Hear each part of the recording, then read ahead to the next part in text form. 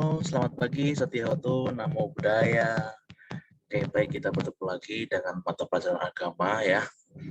Nah, untuk hari ini kita sudah mulai PJJ kembali ya.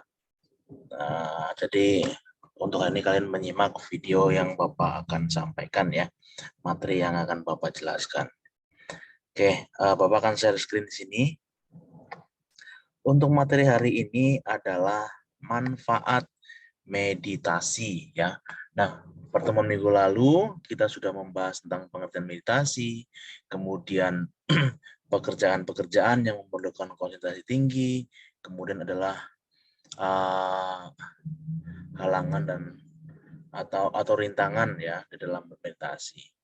Nah, baik, hari ini kita akan belajar tentang manfaat meditasi ya. Jadi kita bermeditasi itu tidak hanya sekedar duduk bersila, kemudian mata dipejamkan, atau tidak hanya meditasi berjalan saja, ya, tidak hanya jalan dengan perlahan-lahan ataupun dengan berbaring saja. Tetapi di sisi lain itu banyak sekali manfaat-manfaatnya untuk kita tentunya yang sering berlatih untuk meditasi ya. Nah, maka dari itu Bapak harapkan juga kalian agar sering-sering berlatih meditasi ya. Nah, untuk objeknya meta bawana saja ya.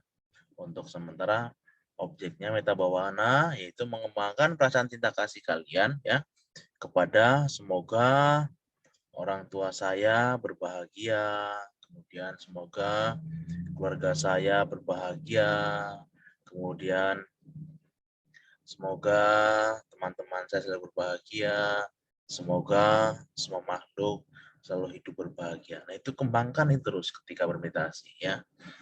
Itu. Nah, jadi ketika kita bermeditasi itu tidak hanya sekedar duduk atau berjalan ataupun berbaring kemudian diam. Tetapi selain itu ya, banyak sekali manfaat-manfaatnya ya. Nah, tentunya kalian ketika meditasi yang menggunakan objek meditasi ya. Oke, jadi ada beberapa manfaat yang dirasakan langsung dari pelaksanaan meditasi ya. Nah, yang pertama itu membebaskan diri dari ketegangan ya. Tegang, misalkan ketika menghadapi sesuatu yang memang membuat kalian tegang ya. Itu pasti nanti akan bisa rileks ya. Jadi tidak mudah panik ya, tidak tegang. Kemudian yang kedua adalah menenangkan diri dari kebingungan ya. Ketika bingung, berusaha untuk ya nanti bisa tenang ya, menghadapinya tenang. Karena kalau kita menghadapi sesuatu dengan cara yang tenang ya, maka kita pun bisa berpikir jernih ya. Jadi tidak terburu-buru atau tergesa-gesa dalam mengambil keputusan seperti itu ya. Nah, kemudian yang ketiga adalah menimbulkan ketabahan dan keberanian, ini yang ketiga ya. Jadi kita berani, dalam artian di sini berani melakukan hal-hal yang positif tentunya ya, bukan hal-hal yang negatif. Seperti itu.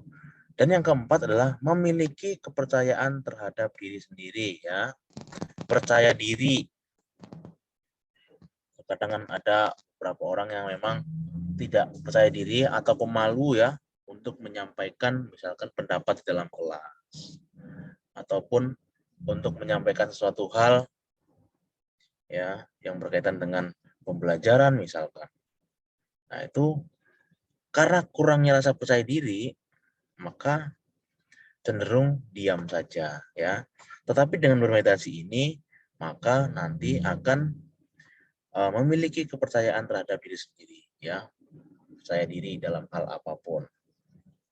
Kemudian yang kelima adalah mengatasi rasa takut ya. Yang mengatasi rasa takut ini adalah tentunya jadi lebih berani ya. Tentunya ya ketika kita melaksanakan perbuatan baik ya pasti apalagi ketika kita sering bermeditasi ya rasa takut itu akan hilang ya. takut tapi ketika ya kita melakukan hal yang baik ya. Jangan melakukan hal-hal yang tidak baik, kamu tidak takut atau tidak ya. Artinya selagi kita baik, selagi kita benar, ya tidak takut ya menghadapi hal apapun itu. Kemudian yang keenam adalah menumbuhkan rasa puas dalam batin. Ya, batin kita merasa puas apa yang sudah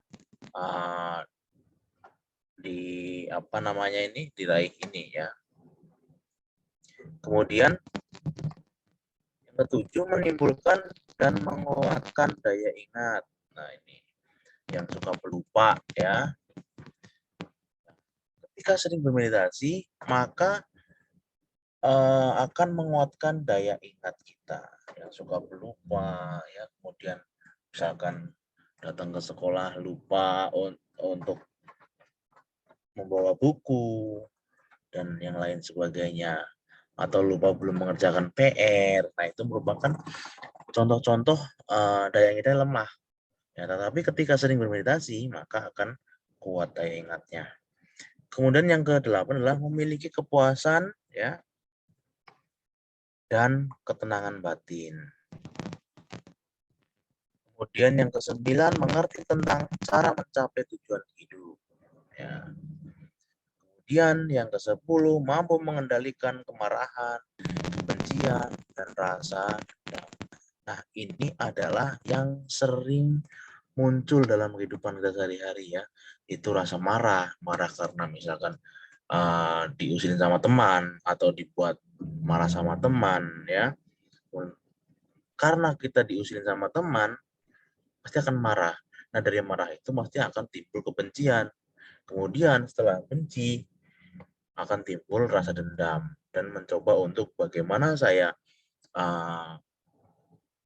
membalas dari misalkan teman yang jahil itu. Nah, tetapi ketika kita sering belajar bermeditasi, maka akan bisa kita kendalikan ya.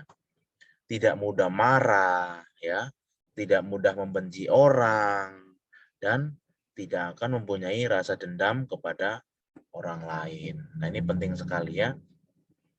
Nah, kemudian yang 11 adalah mengatasi nafsu keinginan ya. Nah, kemarin sudah Bapak jelaskan ya bahwa nafsu keinginan itu bisa muncul melalui 6 indera kita ya. Nah, biasanya melalui mata misalkan kita melihat hal-hal yang indah, hal-hal yang bagus, muncul kemelekatan di dalam diri kita.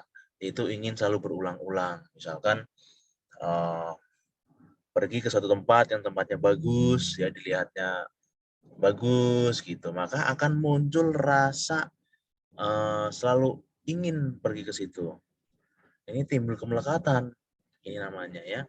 Atau mungkin misalkan nafsu keinginan mulai panca indera, yaitu misalkan mulut atau lidah ya, mengecap makanan yang enak-enak. Nah, pasti ketika makanan yang enak-enak ya pasti akan timbul untuk ingin mengulang kembali dan melalui 6 indera yang lainnya seperti itu ya.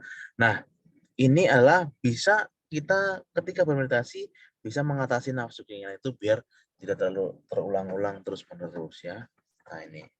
Nah, kemudian yang terakhir yang 12 ini adalah mencapai penerangan sempurna atau mencapai nibbana.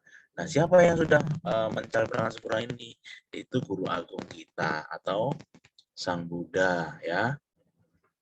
Nah, ini merupakan manfaat-manfaat yang didapat, yang dirasakan ketika kita sering belajar bermeditasi. Nah, jadi Bapak harapkan ya kalian nanti ketika di rumah misalkan ada waktu senggang untuk bisa kalian bermeditasi, kalian coba untuk bermeditasi. Tidak usah terlalu lama dulu ya, awal-awalnya itu misalkan 4 menit atau 5 menit, 6 menit ya. Jadi tidak usah lama-lama terlebih dahulu dan kalian bisa menggunakan objek meta bawana, yaitu memancarkan perasaan cinta kasih kalian kepada semua makhluk. Jadi dengan renungan, semoga saya berbahagia, semoga orang tua saya selalu berbahagia, kemudian semoga anggota keluarga saya selalu berbahagia, kemudian semoga teman-teman saya selalu berbahagia, dan semoga semua makhluk hidup bahagia.